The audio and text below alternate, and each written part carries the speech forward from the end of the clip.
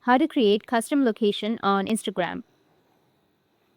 So if you want to create a custom location on Instagram, then what you need to do is first you need to open up your Instagram application. After opening your Instagram, you need to add the picture that you want to. First, click on the plus icon, which is on the bottom of your screen. Select the picture and then press on next, which is on the bottom.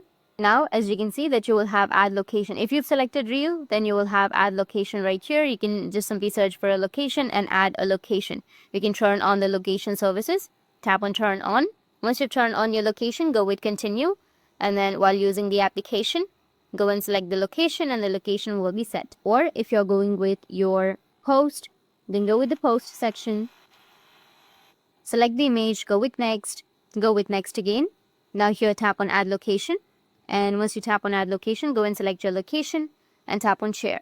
In this way, you'll be able to create a custom location on your Instagram. And if you have any questions, feel free to comment below. Thanks for watching.